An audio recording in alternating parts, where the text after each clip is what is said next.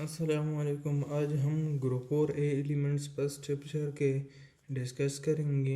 The group 4 consist of 5 elements. जो group 4 है इसके 5 एलिमेंट्स है कार्बन, सिलिकॉन, जर्मेनियम, टिन और lead. They are present in the middle of the periodic table. जो periodic table के middle में है, इस तरह इस ब्लॉक एलिमेंट्स होते हैं। और यहाँ पर जो मिडल है, यहाँ पर मिडल में ये एलिमेंट्स मिलते हैं हमें।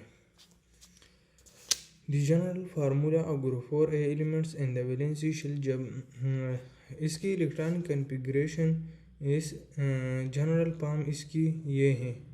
इसके इस सब शेल में भी 2 इलेक्ट्रॉन होते हैं और पी में, और ये हमारे साथ नंबर ऑफ शेल्स होते हैं। इन नंबर ऑफ शेल्स, ये तो शेल्स पे इलेक्ट्रॉन्स पे डिपेंड करता है। जितने ज़्यादा इलेक्ट्रॉन्स होते हैं उतनी ज़्यादा नंबर ऑफ शेल्स होते हैं। और इसकी फिज़िकल प्रॉपर्टीज़ हमारे साथ ये है कि the melting and boiling point of silicon and germanium are very high. Melting point जो सिलिकॉन और जर्मेनियम की है वो बहुत ज़्यादा है, because these elements have a very stable arrangement of solid structure। जो सिलिकॉन और जर्मेनियम है इसमें पार्टिकल्स की अरेंजमेंट बहुत ज़्यादा फिक्स होती है और तरतीब के साथ इसकी अरेंजमेंट होती है पार्टिकल की। तो इसी वजह से सिलिकॉन और जर्मेनियम बहुत ज़्यादा स्टेबल होता है। इसके मुकाबले में जो टिन और लेड है have a lower melting point because 2 electron are involved in bond formation। क्योंकि इसकी जो बॉन्ड फॉर्मेशन होती है, जब बॉन्ड बनती है तो इसमें सिर्फ 2 इलेक्ट्रॉन्स हिस्सा लेते हैं, 2 इलेक्ट्रॉन्स। और जर्मेनियम, सिलिकॉन और जर्मेनियम जो है इसकी फिक्स अरेंजमेंट होती है, तो इसी वजह से इसकी melting point and boiling point ज़्यादा होती है। और जब टिन और लेड की, तो इसकी मेल्टिंग पॉइंट और बॉइलिंग पॉइंट इसलिए कम है क्योंकि 2 इलेक्ट्रॉन्स बॉन्ड फॉर्मेशन में हिस्सा लेते हैं, 2 इलेक्ट्रॉन्स होते हैं सिर्फ। ये हमारे साथ इसकी मेल्टिंग पॉइंट और बॉइलिंग पॉइंट का टेबल है।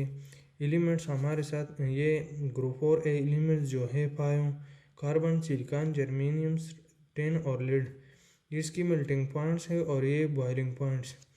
ये कार्बन और सिलिकॉन की जो है ये इसकी जो कार्बन और सिलिकॉन की जो मेल्टिंग पॉइंट और बॉइलिंग पॉइंट है ये सबसे ज़्यादा है, क्योंकि इसमें सॉलिड की जो अरेंजमेंट होती है वो स्टेबल होती है।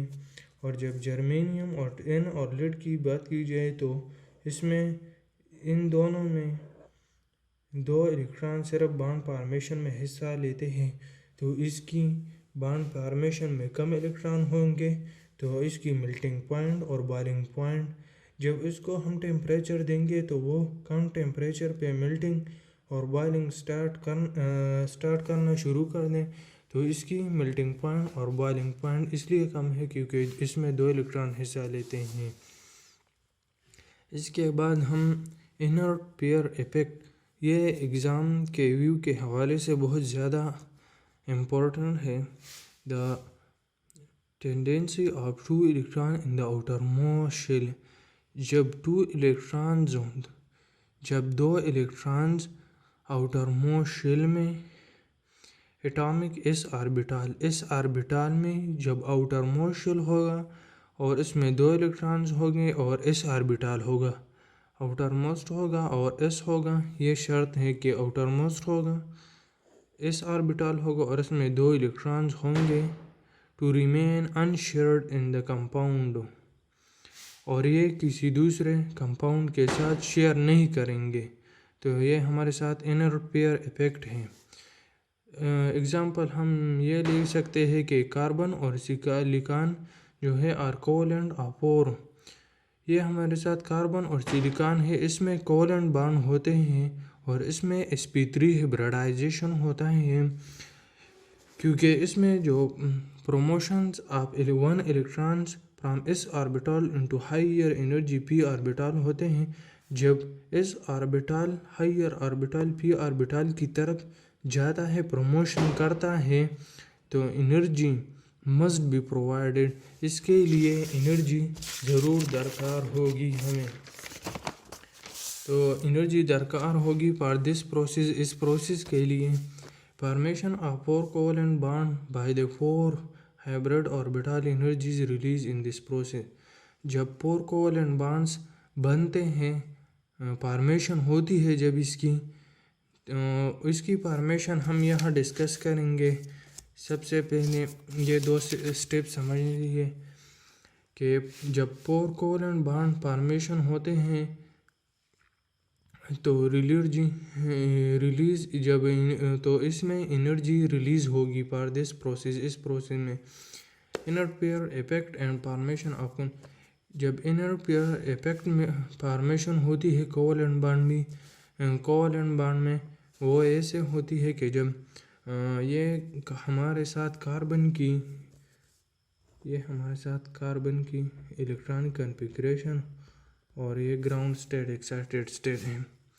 हमारे साथ जो कार्बन है इसमें इस ऑर्बिटल में 2 इलेक्ट्रॉन्स होते हैं, और जो p ऑर्बिटल में है ये इसमें 2 इलेक्ट्रॉन्स है, लेकिन इसको हम p ऑर्बिटल को हम और सब हिस्सों में तकसीम कर दिया है, वो px py pz, और उस 2 इलेक्ट्रॉन्स को हम एक इलेक्ट्रॉन को px में डाला है, एक इलेक्ट्रॉन को और py में एक।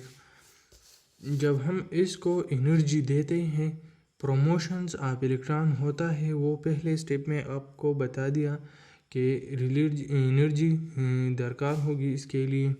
जब हम इसको एनर्जी देंगे, इस ऑर्बिटल से p ऑर्बिटल की तरफ ये जाएगा, तो इसके लिए हमें एनर्जी इसको देना होगा।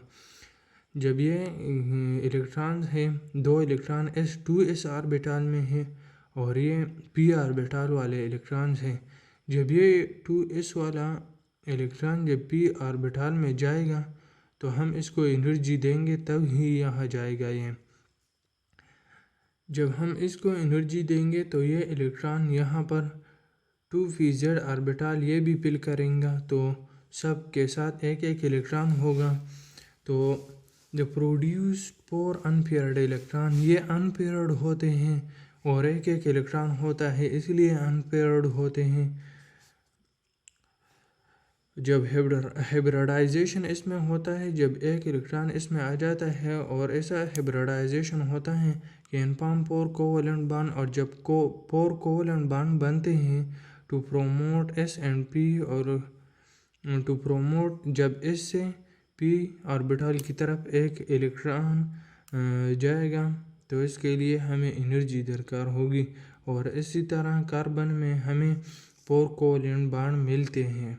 ये इसलिए मिलते हैं, जब आपसे कोई पूछे कि क्यों बनते हैं, तो इसमें ये 2s ऑर्बिटल हैं, इससे 1 इलेक्ट्रॉन प्रमोशन होता है और हाइब्रिडाइजेशन होता है, 1 इलेक्ट्रॉन 2pz ऑर्बिटल में जाता है। तो इसलिए इसमें 4 कोवेलेंट बॉन्ड होते हैं और अनपेयर्ड इलेक्ट्रॉन होते हैं, इसलिए इसमें कार्बन जो है ग्राउंड स्टेट में, इसमें 2s जो इस ऑर्बिटल है इसमें 2 इलेक्ट्रॉन होते हैं, और जो एक्साइटेड होते हैं इसमें 1 इलेक्ट्रॉन होता है, क्योंकि यहाँ पर हाइब्रिडाइजेशन होता है। और यहाँ पर हमारा लेक्चर कंप्लीट हुआ। इसके बाद हम जो इसकी स्ट्रक्चर्स है कार्बन, सिलिकॉन और लीड की, वो हम डिस्कस करेंगे। और अभी तक हमारा चैनल आप लोगों ने सब्सक्राइब नहीं किया और लाइक नहीं किया, तो हमारा चैनल लाइक और सब्सक्राइब करें ताकि हर आने वाले वीडियो के नोटिफिकेशन आपको मिलते रहें।